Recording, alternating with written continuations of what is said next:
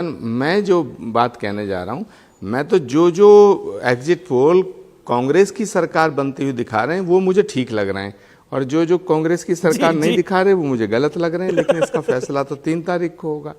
लेकिन अच्छा ये तो बता दीजिए आचार्य जी, अगर राजस्थान में कांग्रेस की सरकार आती है तो सीएम कौन होगा? हाँ, वापस गहलोत जी, मुख्यमंत्री हो कोई भी बनो, मैं पायलट नहीं जी बन या रहा हूं, खासियावास जी? नहीं, मैं नहीं बन रहा हूँ। नहीं, मैं नहीं बन रहा हूँ, इसलिए मैं इस पे ज़्यादा चिंता नहीं कर रहा। जब मैंने मुख्यमंत्री बदलने की बात कही थी तो वो सारी दुनिया के सामने है। अब प्रताप खाचरियावास जी बैठे हैं, जिसे ये लोग चुनेंगे वो मुख्यमंत्री हो जाएगा। मैं इस पचड़े में नहीं पढ़ना चाहता। अच्छा, मैं तो सिर्फ एक बात कह रहा हूँ, आपको बधाई देना चाहता हूँ। ये पचड़ा है, ये पचड़ा है, ये आप भी बन रहे हैं, आप इस पचड़े में पढ़ना नहीं चाहते। अमीश आपको बधाई दे रहा हूं। 10 सेकंड दो। आपको बधाई इस बात के लिए है कि आप इंडिया गठबंधन ने ना बॉयकॉटेड एंकर कर दिए थे।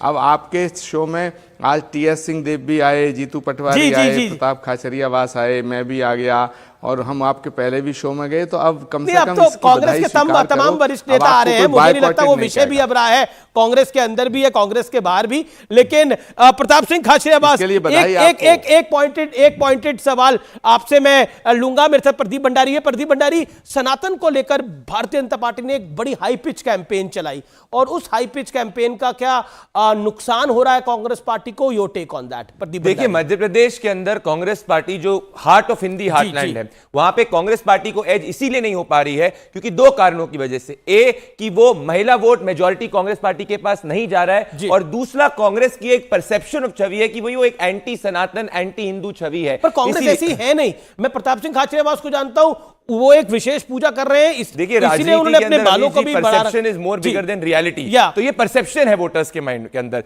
और उसके बाद पर कांग्रेस के एकाध नेता ने बोला हो, लेकिन कांग्रेस उस अलायंस के साथ थी जो सनातन के खिलाफ बहुत खराब बयान दे रहा था। देखिए, कांग्रेस पार्टी महबूबा मुफ्ती और तमाम ऐसे लोगों के साथ खड़ी होती है, स्टालिन के साथ खड़ी होती है। उसके बाद जब स्टालिन के बेटे ने बयान दिया, उसका खुल के कांग्रेस पार्टी ने विरोध किया, तो ये वोटर्स को कांग्रेस से दूर करता है। तो राजस्थान में भी इसका नुकसान हो रहा है। राजस्थान के अंदर भी अगर आप जाके देखेंगे, उदयपुर के संभाग के अंदर और बाकी कई आपका पोल राजस्थान में बीजेपी की सरकार बना रहे हो। मैं 10 सेकंड का अनुराग भदौरिया ने मेरे को कहा था, उसमें मैं कहना चाहता हूं, यही बात अनुराग भदौरिया ने 2022 उत्तर प्रदेश चुनाव के वक्त भी कही थी, और 2022 के उत्तर प्रदेश के नतीजे भी आए थे।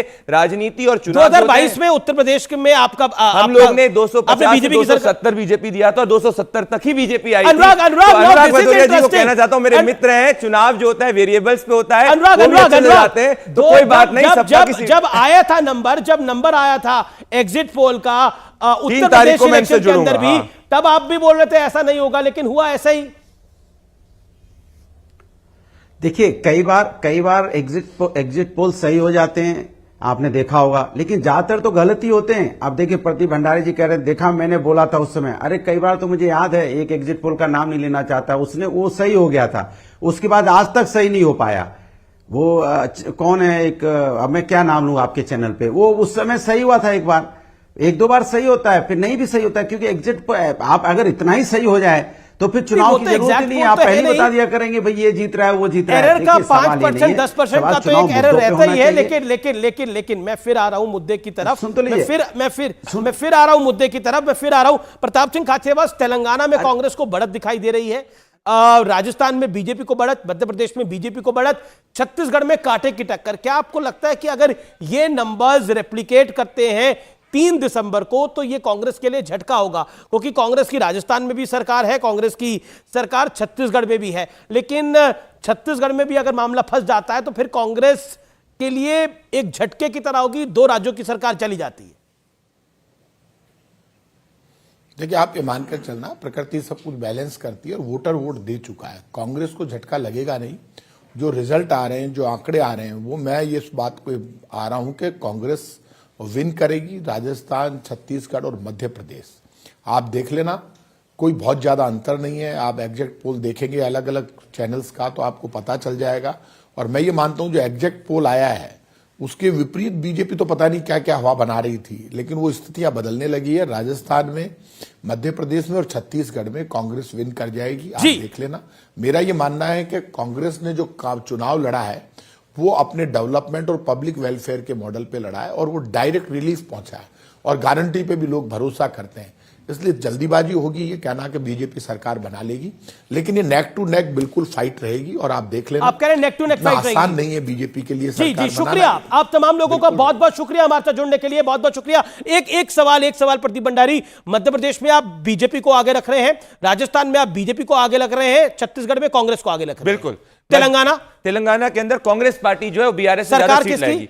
देखिए सरकार वहां पे कोई भी कितने 10 एमएलए पिछली बार कांग्रेस पार्टी के बीआरएस लेके चली गई थी, बट कांग्रेस पार्टी का ज्यादा सेंटिमेंट ग्राउंड पे है और जो कांग्रेस पार्टी है उसको बीआरएस से ज्यादा सीट आ सकती है तेलंगाना के अंदर। यूथ वोट कांग्रेस पार्टी को तेलंगाना के अंदर एंटी बीआरएस वोट ज्यादा मिल रहा है। जी ये बड़ी बात है कि तेलंगाना के अंदर कांग्रेस को